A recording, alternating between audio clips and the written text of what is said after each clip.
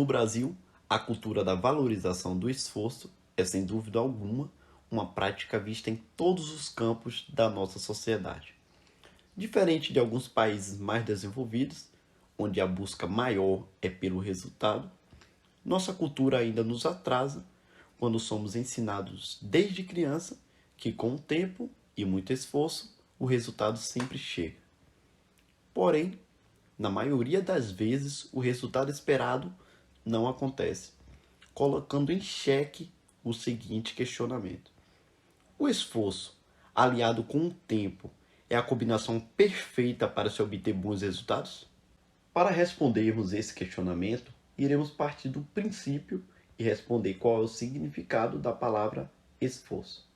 Esforço é intensificação das forças físicas, intelectuais ou morais para a realização de algum projeto ou tarefa. Então, basicamente, é fazer algo que você já faz, porém com maior empenho, com maior vontade, deixando de lado a ideia de que a sua estratégia possa estar equivocada. E esse é o grande perigo da valorização do esforço aqui no nosso país. A maioria das pessoas acredita que focando no seu esforço, o resultado é certo. E eu irei te mostrar, e com exemplos da nossa sociedade, que essa cultura não passa de um equívoco. Na vida, devemos tomar as rédeas, criando estratégias que se provem eficientes na busca pelo tão sonhado resultado. Fazendo isso, aliado com o esforço, aí sim o resultado é quase que certo.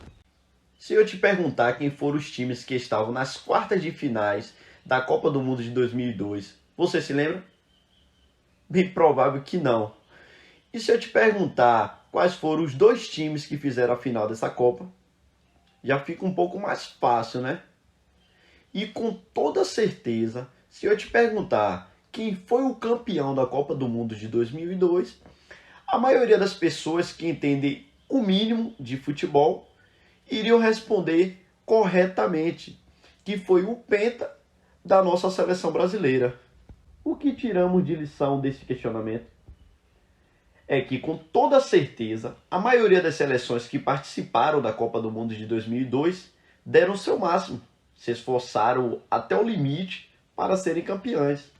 Porém, ninguém lembra do esforço que elas tiveram ao longo da competição, mas sim lembram do Ronaldo Fenômeno marcando 2 gols contra a Alemanha na grande final da Copa.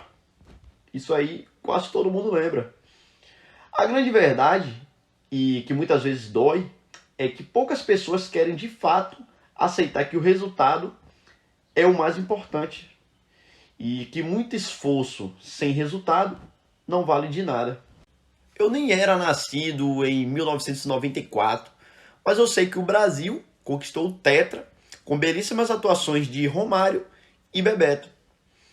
O Império Romano foi fundado antes de Cristo e eu sei que o imperador Augusto I é considerado um dos maiores governantes de todos os tempos. O que todos esses acontecimentos têm em comum? A vitória, o bom resultado. Falando desse jeito, eu sou obrigado a te explicar como se alcança o sucesso e como você pode ser um desses vencedores. Eu já falei sobre isso no meu Instagram. Se você ainda não me segue, aproveite esse momento e já siga. Caso ainda não seja inscrito aqui do canal, também aproveita e já se inscreva.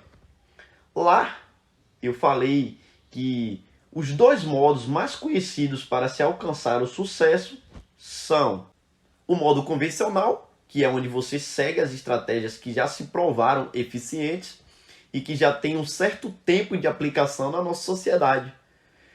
Esse modo é o mais seguro, porém o mais demorado, tendo em vista a vasta concorrência, por ser o mais convencional a se fazer. Já que estamos usando bastante o futebol como exemplo, usaremos para explicar aqui também. Então vamos lá. O modo convencional para se alcançar sucesso no futebol é investir bastante dinheiro para poder ter os melhores jogadores e comissão técnica disponíveis. Um grande exemplo disso aqui no Brasil é o Flamengo, Palmeiras e Atlético Mineiro.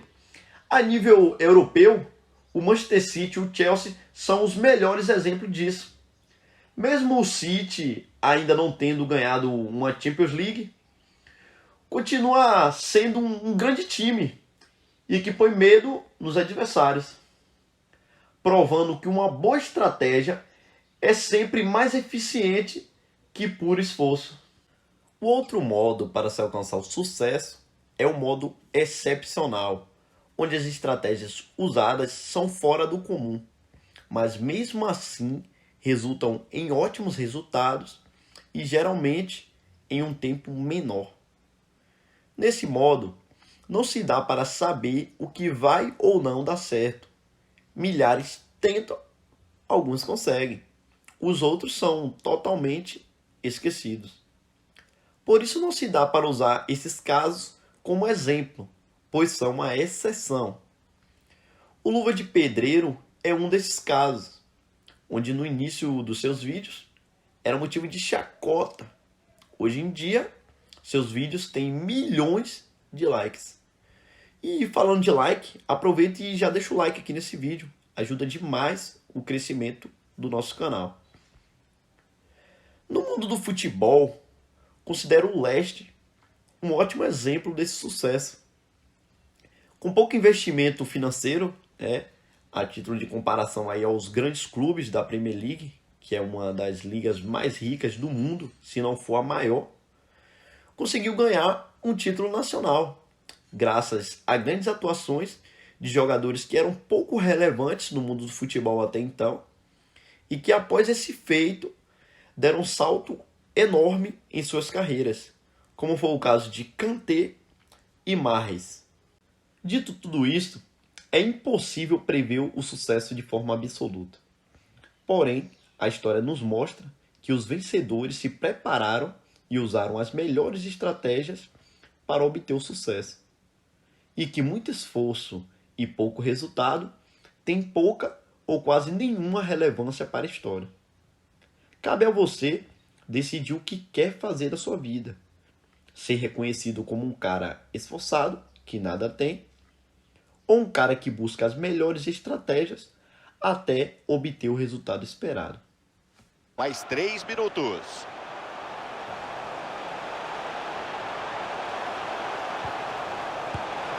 Gol!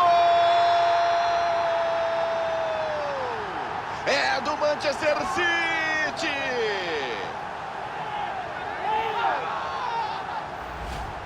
No replay dá pra ver que o goleiro toca na bola. Só não tocou forte o suficiente para evitar o gol.